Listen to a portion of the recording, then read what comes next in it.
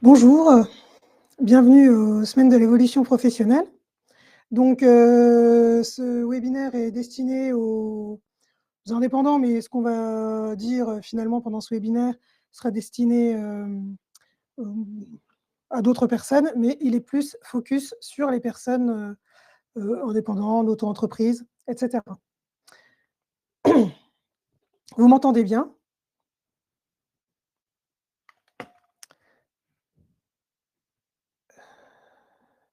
Ah bah, attends, ça a pas ils me voient pas là, en fait, les gens, ils sont en train de dire.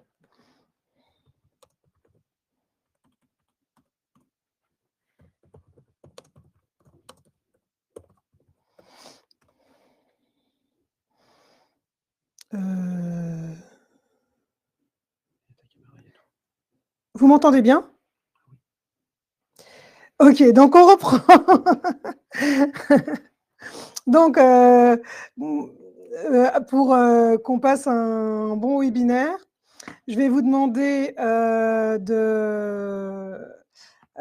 poser vos questions via le chat. Vous n'aurez pas la possibilité de parler puisque c'est un système, de webinaire et non, heu, de visio comme on a l'habitude d'en faire. Et puis, je vous répondrai, en fin de webinaire. Alors là, en fait, je ne peux pas regarder les questions, au fil de l'eau, hein. De temps en temps, je regarde, mais, alors oui, le support, je peux le mettre en mode diapo, mais après je ne vois plus les questions. Donc, je peux le mettre en mode diapo, mais après je ne vois plus les questions. Donc, je vais faire comme ça, c'est plus confort pour vous et les questions, je regarderai en fin de webinaire si ça vous va. Donc hop. Donc les Semaines de l'évolution professionnelle, c'est un événement, national qui a lieu du lundi 6 au vendredi 17 octobre 2025.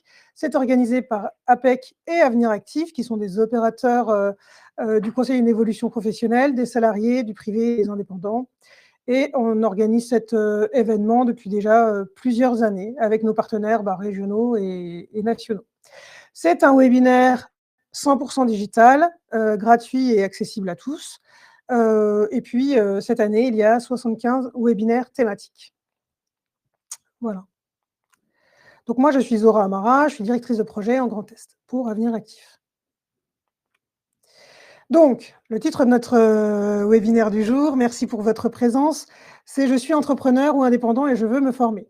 Donc, Laure, on a, max 1 heure. On va, parler des dispositifs pour se former, l'utilisation de son compte personnel formation, comment on finance sa formation, grâce au fonds d'assurance formation, ça c'est très spécifique, pour, les indépendants et puis, un appui pour construire son projet, le conseil en évolution professionnelle.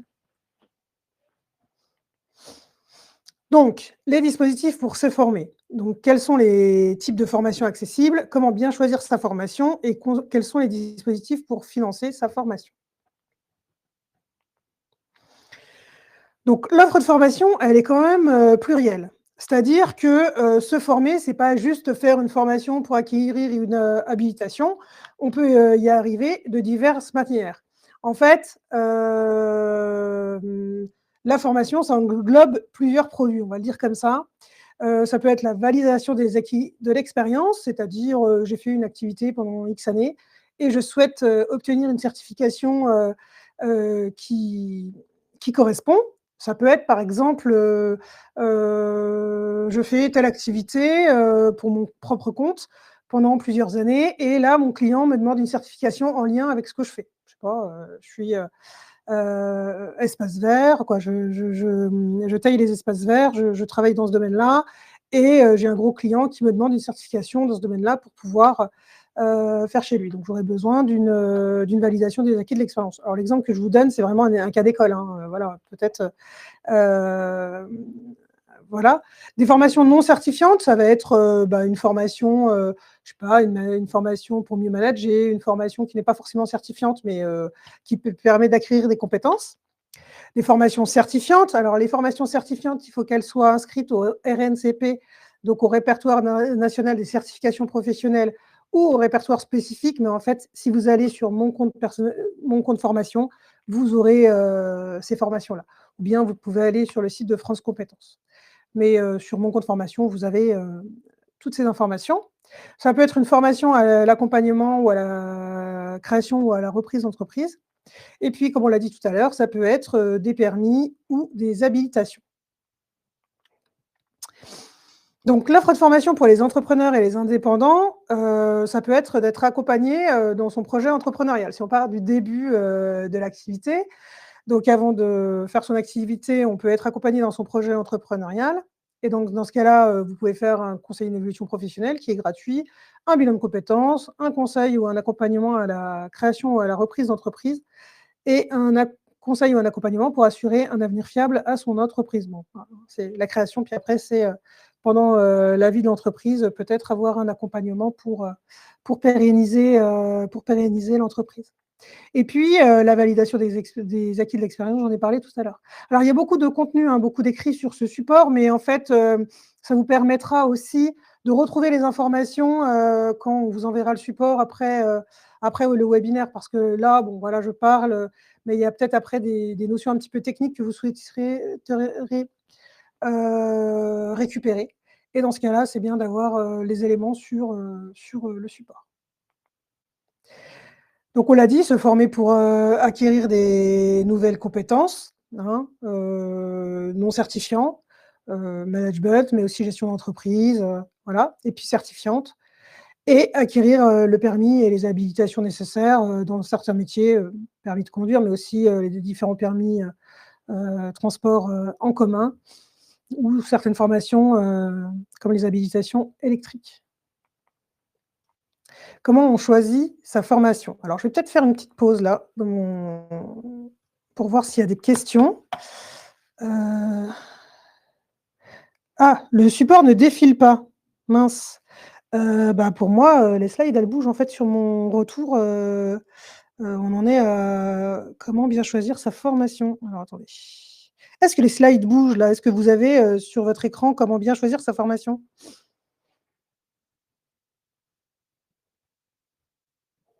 Est-ce que vous pouvez me répondre? Heu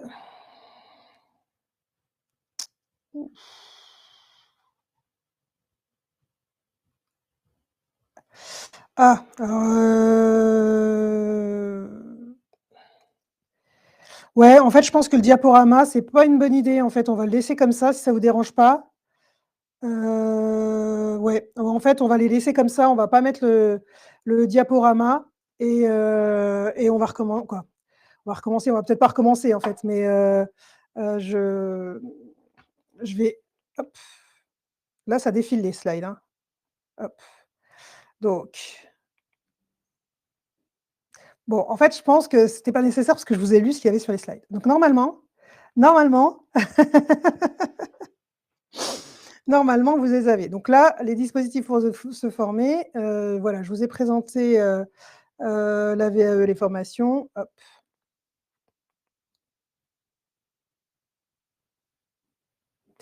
Si vous n'arrivez pas à lire, c'est pas gênant parce qu'en fait, je dis ce qu'il y a sur la slide. Heu, donc heu, donc voilà, parce qu'en fait, là, on aura un problème si je mets pas, si je mets le diaporama, on voit pas on voit pas bah, ça défile pas, en fait. On y va comme ça? On y va comme ça?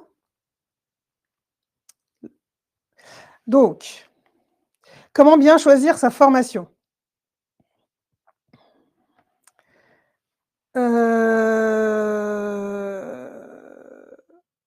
Donc face aux offres de formation proposées, il est nécessaire de déterminer précisément le type de formation visée. Donc, bah, quel est le domaine de la formation? Qu'est-ce qu'on veut, sur quoi on veut se former? Donc ça, c'est vraiment, la première des choses. La durée de la formation. Est-ce que je veux une formation longue? Est-ce que je veux une formation courte? Est-ce que mon activité me permettra de faire une formation longue ou de faire une formation courte?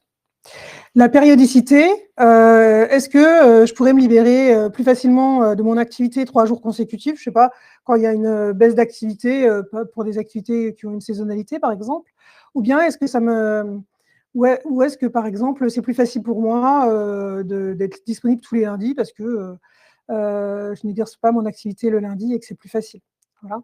Donc ça, c'est vraiment la périodicité. Le lieu de formation, est-ce que je peux me déplacer loin? Est-ce que je préfère du distanciel? Est-ce que voilà. Les prérequis, hein, pour certaines formations, il y a des prérequis, donc,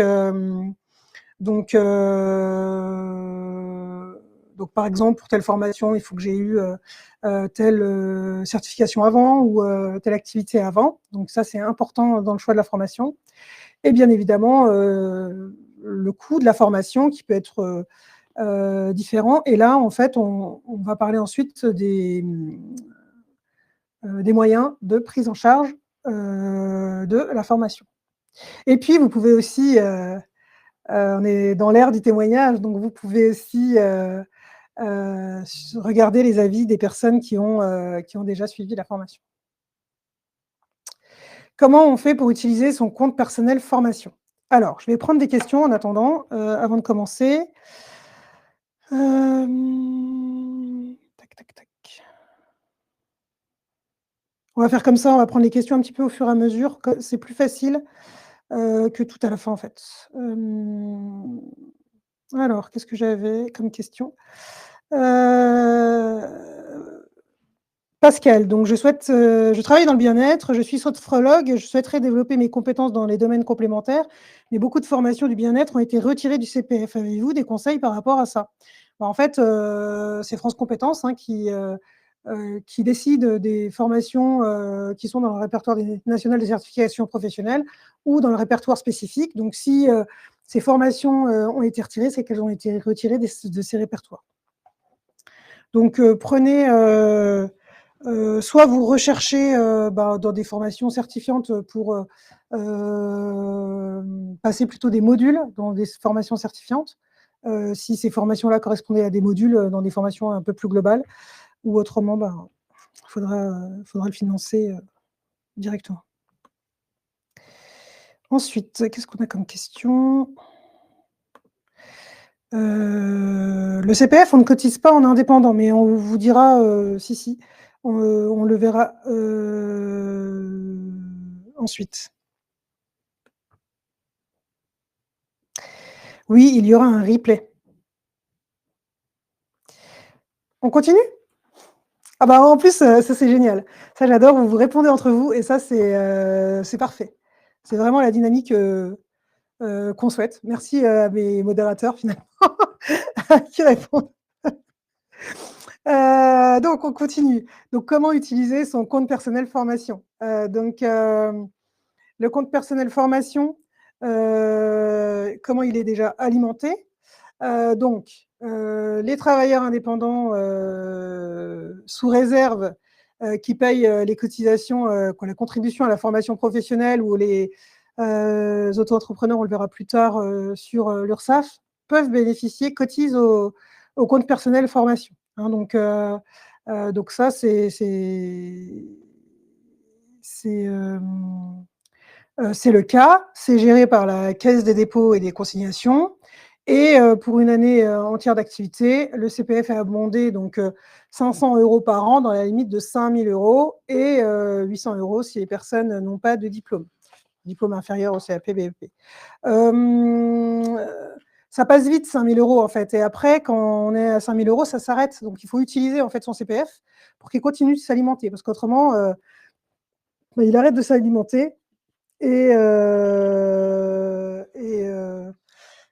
c'est dommage. Là, on a chez les personnes qu'on reçoit, on a des comptes qui sont déjà à 4 600, 4 700. Et après, c'est bloqué à 5 000, donc il vaut mieux les utiliser. Voilà.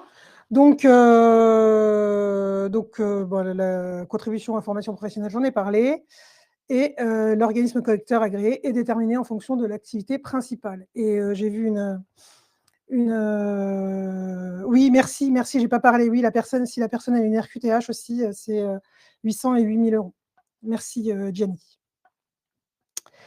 Hem, donc les formations éligibles, on l'a dit, donc c'est les actions de formation, certifiantes, l'accompagnement VAE, le certificat CLEA, l'accompagnement, pour la création d'entreprise ou la reprise d'entreprise et puis, certaines formations au code de la route et au permis de conduire. Donc vous pouvez consulter, vos droits sur, mon compte, formation. Vous recherchez la formation, mais comme l'a dit, quelqu'un dans le chat, effectivement, pour voir si la formation est éligible, bah, vous cherchez dans la barre de recherche et si vous la trouvez, c'est qu'elle est éligible. Si vous la trouvez pas, c'est qu'elle est pas éligible et vous pouvez suivre votre, dossier de demande de financement, hein, puisque en fait, il y a une interface quoi. L'organisme de formation a aussi son interface et du coup, tout se fait sur, le logiciel. C'est très, très pratique. Donc, comment rechercher la bonne formation? Bah, vous pouvez vous faire accompagner dans vos démarches, hein, notamment par un conseiller en évolution professionnelle.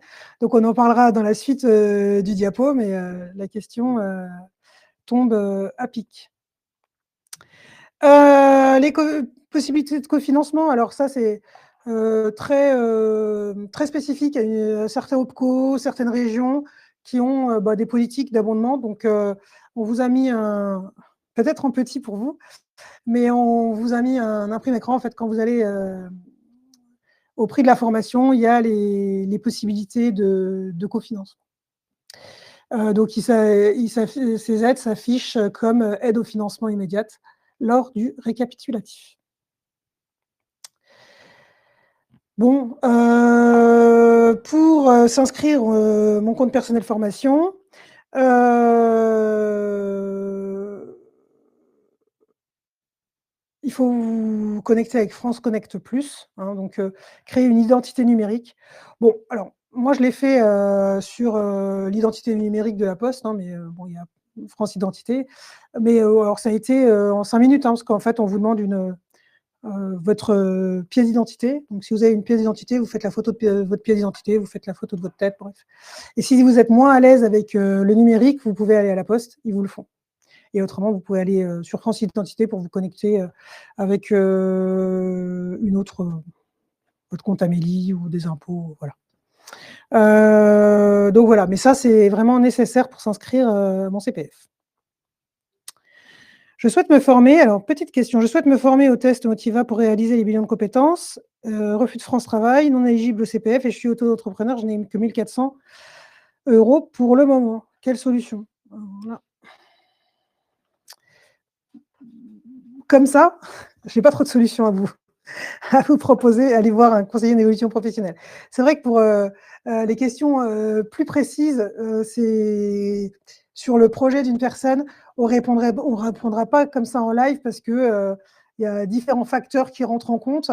Donc là, je vous incite à aller voir un conseiller en évolution professionnelle.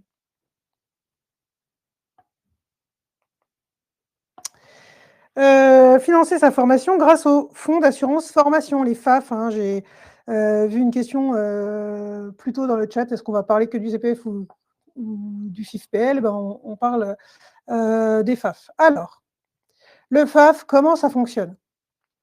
Donc en fait, les indépendants versent, une contribution à la formation professionnelle et en contrepartie, ces travailleurs indépendants peuvent obtenir le financement total ou partiel des coûts pédagogiques auprès de leur FAF, hein, le fonds d'assurance formation, en fonction des priorités et des modalités de financement fixées par ce dernier. Donc chaque FAF aura ses priorités, comme les OPCO quoi, en fonction, voilà, des priorités des branches, à ce moment-là. Donc les publics concernés, donc ce sera les travailleurs indépendants, les micro-entrepreneurs, les dirigeants bénéficiant du statut de travailleurs non salariés, les conjoints collaborateurs ou associés d'un dirigeant d'entreprise. Les conjoints collaborateurs sont aussi, concernés. Le fonctionnement. Donc depuis 2022, le montant de la contribution, à la formation professionnelle varie selon l'activité principale du travailleur indépendant. Donc on aura les travailleurs non salariés, donc la CFP est collectée annuellement sur la base d'une cotisation forfaitaire et les micro-entrepreneurs, alors c'est ce que je disais tout à l'heure, la CFP est collectée lors du paiement des cotisations sociales à l'URSSAF selon un pourcentage du chiffre d'affaires déclaré.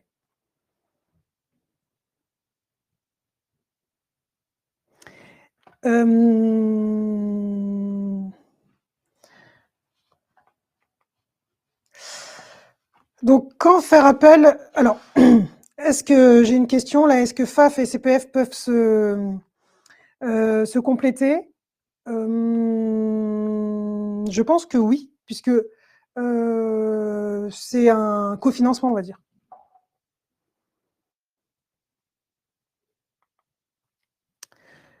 Quand et comment faire appel aux fonds d'assurance formation, donc les FAF? Donc, avant le début de la formation, hein, il faut vraiment se munir de l'attestation de paiement de la CFP fournie par l'URSSAF, hein, sur le compte personnel de l'URSSAF. Vous pouvez déposer la demande de prise en charge auprès des fonds d'assurance formation de rattachement, donc avec votre code APE. Et les délais associés peuvent varier d'un FAF à l'autre. Donc, les pièces à fournir, c'est la demande de financement, le devis de l'organisme de formation, le programme du stage et l'attestation du paiement de la CFP. Alors, les artistes-auteurs sont-ils considérés travailleurs indépendants? Alors, ça, il faut que vous voyez avec l'AFDAS déjà, si vous ne dépendez pas de l'AFDAS, hein, parce qu'il y a un OPCO qui s'occupe des... si vous voyez, en fait, hein, il n'y a jamais de réponse toute faite, parce que là, pour les artistes auteurs, en fonction qu'ils soient intermittents, pas intermittents, voilà. Si on a un contrat en CDD et en plus notre micro, bah, vous cotisez au CPF de par votre CDD déjà.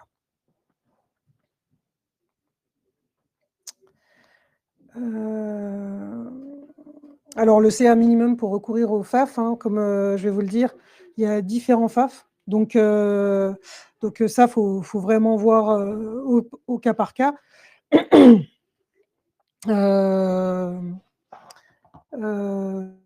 Donc, on a différents FAF. L'AGFIS, hein, donc pour les chefs d'entreprise. Donc ça s'adresse aux dirigeants et conjoints collaborateurs. Voilà, on vous a mis la ressource quand vous aurez le support, vous reverrez les liens qu'on vous a mis sur le support. Le FAF CEA, donc FAF CA, donc c'est le FAF des chefs d'entreprise artisanales. Donc c'est pour les dirigeants, conjoints, collaborateurs ou associés auxiliaires familiales. C'est pour les entreprises artisanales immatriculées au répertoire des métiers. La demande de financement est à déposer dans les 3 mois précédant votre formation. Hein, attention au délai. Et puis, vous pouvez aller sur le site fafca.com.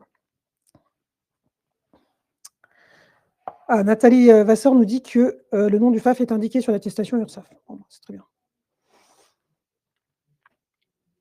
Le FAF-PM, donc FAF de la profession médicale. Donc ça, c'est les médecins libéraux ou conjoints collaborateurs. Et donc, la demande est à déposer au plus tard dans les 30 jours suivant votre entrée en formation. Et le FIFPL, donc le Fonds interprofessionnel de formation des professionnels libéraux. Donc ça, c'est vraiment les professions libérales, non inscrits au répertoire des métiers, sauf les médecins hein, qui dépendaient du FAF-PM. Et la demande est à déposer dans les 10 jours suivant votre entrée en formation.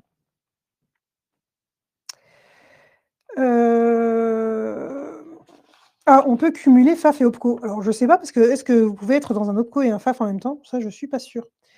Sincèrement, c'est une colle. Je n'ai pas l'info. Si quelqu'un a l'info, mais moi, ça, je ne sais pas. Je pense qu'il faut directement voir soit avec le FAF, soit avec l'OPCO. Et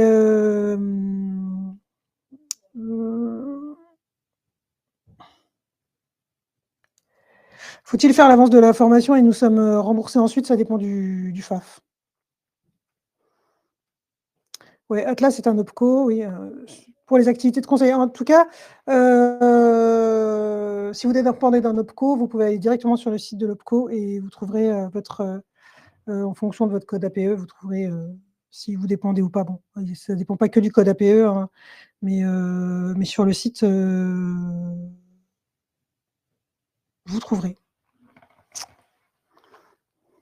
Pour les questions vraiment précises par rapport à votre situation professionnelle, Quoi, votre situation spécifique, je vous invite à aller voir un conseiller directement. On continue?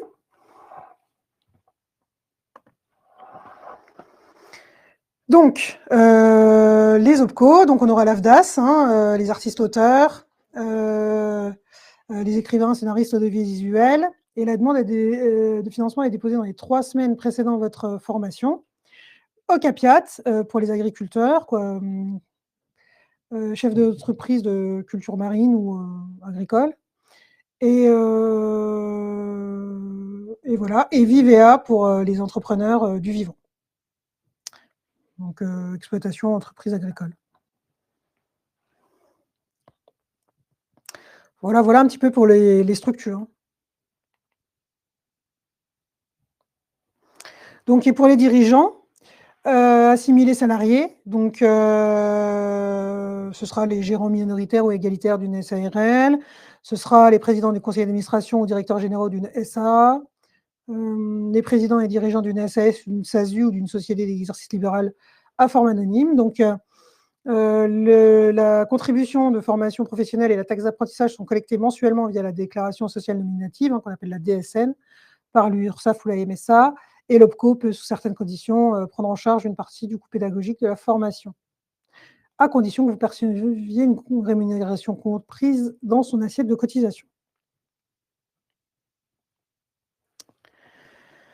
Alors, les questions. Est-ce que les formations acceptées par les OPCO sont plus nombreuses que le CPF? En fait, c'est en fonction des OPCO et des formations qu'eux mettent en place aussi. Il peut y en avoir d'autres, mais autrement, on va demander une formation certifiante. Est-ce que vous avez encore des questions concernant le financement? Parce qu'on va passer à une autre thématique. Une autre thématique, non, c'est CEP, mais sur le financement, on a fait un peu le tour. Est-ce que vous avez des questions? Je regarde si j'ai pas loupé une question. Tac.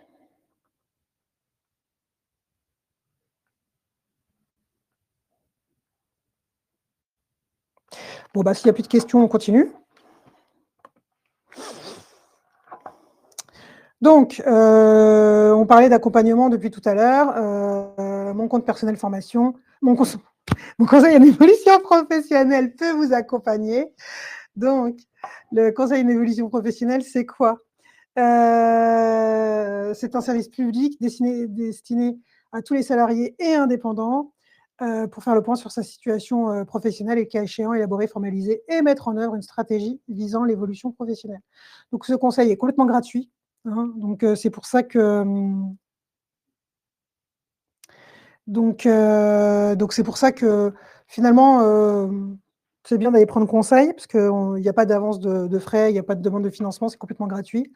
C'est confidentiel, impartial, neutre, de proximité puisque vous aurez des conseillers près de chez vous et personnalisés. Hein, c'est vraiment individuel.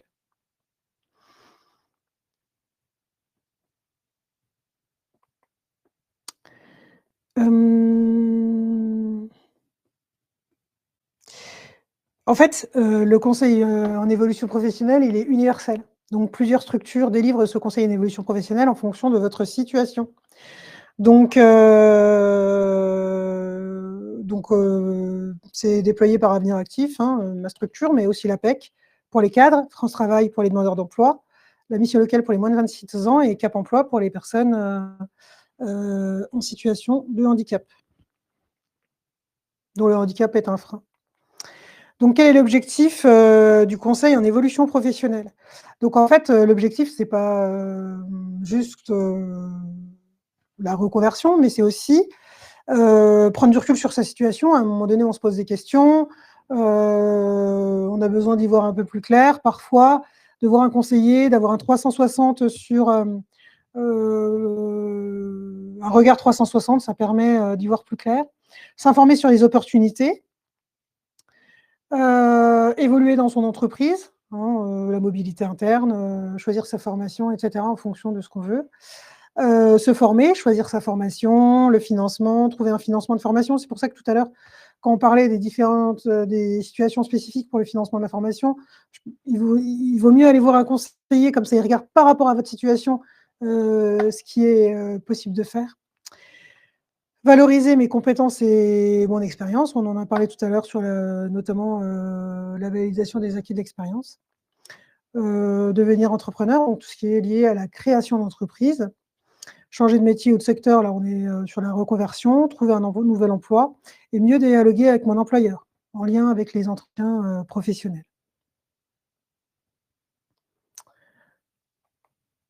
Alors, comment ça se passe, hein, je voyais une question tout à l'heure, combien de rendez-vous? Alors déjà, combien de rendez-vous? Il n'y a pas de nombre de rendez-vous, en fait, puisque le conseiller en évolution professionnelle, c'est un fil rouge, donc vous êtes suivi autant de besoin. Mais toutefois, il y a quand même un premier rendez-vous pour identifier vos besoins et après construire la suite. Mais c'est pas un dispositif, c'est un service. Donc c'est pas il y a 4 rendez-vous, 8 rendez-vous, c'est autant que de besoin. Hein, je vois une personne qui dit: «Vous avez droit à 6 rendez-vous». Non, si vous avez besoin de plus, vous aurez plus. Et puis ensuite, bah, mener les démarches en autonomie et si besoin, reprendre rendez-vous pour continuer le parcours, poursuivre l'accompagnement avec le conseiller en nous sollicitant autant de rendez-vous que nécessaire. Hein. Et puis, ça peut être un appui ponctuel. J'ai une question, je ne sais pas comment ouvrir mon compte personnel formation où j'ai besoin de connaître le financement pour telle formation que j'ai déjà identifiée. Voilà, ça va être un conseil ponctuel. Pardon. Et puis, vous pouvez avoir un accompagnement dans la durée quand vous construisez un projet, par exemple. En pratique, donc, ce sera des rendez-vous individuels avec un conseiller sur site ou à distance. Hein, donc vous pouvez voir un conseiller en présentiel, par téléphone ou en visio. Il y a des ateliers collectifs, des ressources en ligne et puis une mise en relation avec des partenaires spécialisés. Hein. C'est ça aussi l'intérêt du conseiller en évolution professionnelle. Il fait un peu l'intermédiation, il fait le lien entre vous et les partenaires dont vous auriez besoin. Parce que lui, il n'est pas expert de tout, il est généraliste. Hein, plutôt dans les questions, je disais, ouais, mais je veux quelqu'un, je lisais, je veux quelqu'un qui est spécialisé dans mon domaine. Alors, le conseiller d'évolution professionnelle, ce n'est pas un spécialiste, ce n'est pas un expert d'un domaine particulier, il est généraliste, mais lui, par contre, il saura vous orienter vers les personnes qui sont spécialisées dans votre domaine. Si besoin, en fait, parce que des fois, il n'y a pas vraiment besoin. Quoi, il n'y a pas vraiment besoin, non. Et comment prendre rendez-vous? Vous allez sur moncep.org et vous pouvez prendre rendez-vous directement. Voilà, moi j'en ai fini avec ma présentation. Merci pour votre écoute.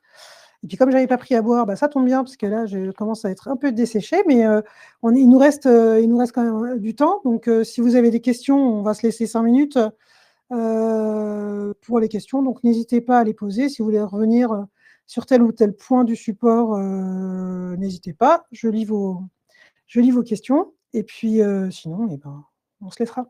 Alors, hop, je me remets sur les questions si jamais j'en avais oublié.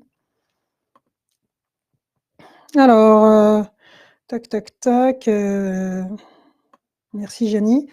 Est-ce que j'avais oublié des questions? Non, je pense qu'on a. Si vous aviez posé une question plus haut, plutôt que je déroule finalement le chat, si vous aviez posé une question à laquelle je n'avais pas répondu tout à l'heure, si vous pouvez la copier-coller maintenant, comme ça, je la vois directement qui s'affiche dans le fil des discussions, puisque je suis plus avec le support. Autrement, j'espère que j'ai été assez claire. Je vous invite donc à solliciter un conseiller en évolution professionnelle. L'argent du CPF disparaît si on ne s'en sert pas et si oui, combien? Alors non, si on ne s'en sert pas, l'argent du compte personnel formation, il ne disparaît pas. C'est-à-dire qu'il disparaîtra à votre retraite. Le compte personnel formation, c'est du début de la vie active à la retraite. Donc, dès que vous, comment on appelle ça, liquidez vos droits à la retraite, le compte personnel formation disparaîtra. Mais c'est juste qu'il ne s'alimentera plus. Dès qu'il est à 5 000 ou 8 000, hein, on expliquait la différence tout à l'heure, il ne s'alimentera plus, il restera bloqué. C'est pour ça que si vous voulez alimenter, il faut dépenser. Voilà. Il y a aussi plein de formations gratuites en webinaire, bien sûr, des MOOC, bien sûr. Sur les 9 premières slides pour les captures d'écran, je vais voir, on va ré quoi, on a vos vous avez déposé vos adresses mail, je vais voir pour vous envoyer le support par email. Pour les salariés handicapés, que conseillez-vous? Alors je pense que dans le programme de la semaine, il y a un webinaire, pour, les difficultés de santé. Je vous invite à aller, sur le site des semaines en évolution professionnelle pour voir, vous êtes inscrite, aujourd'hui, donc vous avez su, comment vous inscrire, mais, voir s'il n'y a pas d'autres, webinaires qui vous intéressent. Pareil pour les projets de formation et création d'entreprise, il y a des webinaires dédiés. Le CFP est différent du CPF. Oui, le compte personnel de formation, c'est pour tout le monde, et la contribution de formation, professionnelle, en fait, pour les indépendants, c'est la contribution de formation, professionnelle qui alimente, mon compte formation, en fait. Voilà. Il peut être alimenté dans le cadre d'un cumul emploi-retraite si cotisation à l'URSSAF peut-être, ah oui, effectivement, parce que mais après vous redevenez salarié si vous avez un cumul, quoi, vous redevenez, actif, en fait, on va le dire comme ça, si vous avez un cumul, emploi-retraite, donc c'est l'emploi qui prime, et effectivement, il se ferme, il se trouve si vous reprenez un emploi.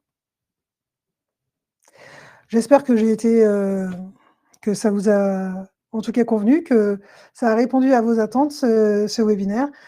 Je vous laisse, pour ce soir. Je vous souhaite une, excellente soirée, et puis, ben, n'hésitez pas à aller voir les webinaires.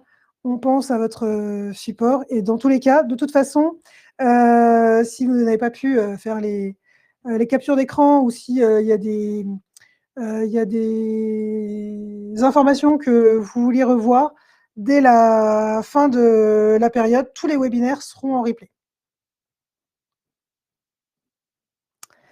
Merci beaucoup et je vous souhaite une belle soirée. Au revoir.